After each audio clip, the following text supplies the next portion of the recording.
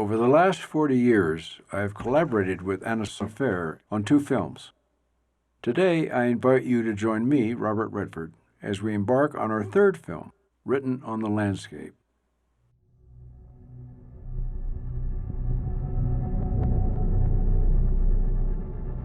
In both Dene and Pueblo culture, there's the story of the gambler, this figure who came to Chaco, and he abused his power, and he enslaved the people.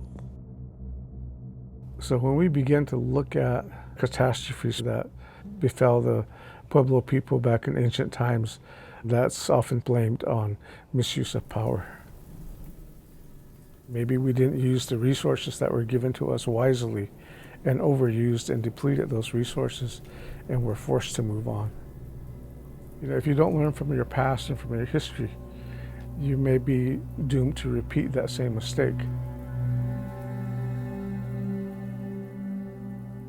We stand at a crossroads. Will we choose to learn the lessons of Chaco so they can teach us how to move forward? And can our quest to unravel these mysteries move at a faster pace than society's consumption? So much work has been done here, but we still have these very basic questions. What were the purposes of these buildings? What was the relationship with other cultures to the south? It is still an enigma. Anna Sofer and her colleagues have been studying the wonders of Chaco Canyon for over 40 years. I came to Chaco when I was 36 and climbed Fajada Butte. Near the top, I came upon a large spiral just as it was bisected by a dagger of light at summer solstice. I had no idea that this was just the start of a long journey for me to understand and record the intricacy of the Chacoans' astronomy. I would need experts of many disciplines, and I formed the Solstice Project to engage their help. A collective of anthropologists, archaeologists, and archaeoastronomers, among them a multitude of indigenous voices. The Solstice Project is devoted to studying the astronomical heritage of Chaco. Here, science and native wisdom come together. And never has this quest to deepen our understanding of Chaco felt more urgent than at this moment in time. Every day there's less evidence out there than there was the day before. With climate change, soils become unstable, and certainly with energy development, we're bound to lose more and more of that. We do not have a written language.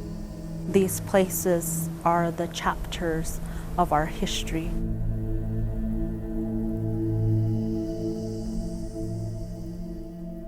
Chaco Canyon lies in the remote desert of the American Southwest. This rugged landscape held a magnetism for the Chaco people, inspiring them to create some of the most monumental architecture of the ancient Americas. Recent research has revealed compelling connections between Chaco and Mesoamerican cultures, and both made astute observations of the celestial cycles. The Chacoans' brilliant cosmology inspired architectural alignments to the sun and the moon, and their expansive systems of roads and great houses multiplies and extends into the entire Four Corners region of the Southwest, the scope of which we could only glimpse from above.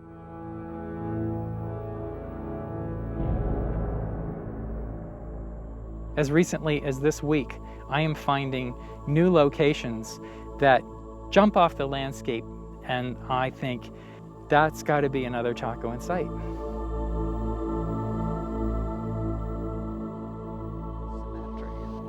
And that curve in the back wall is expressive of what could possibly be a geometry encompassing the golden section.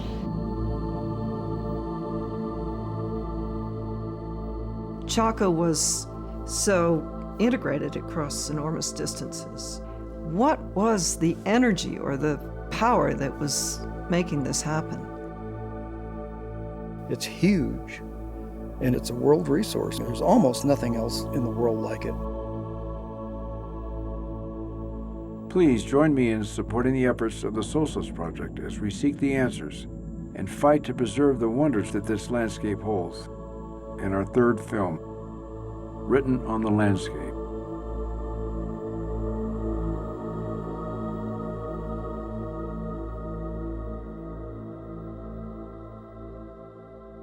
Thank you.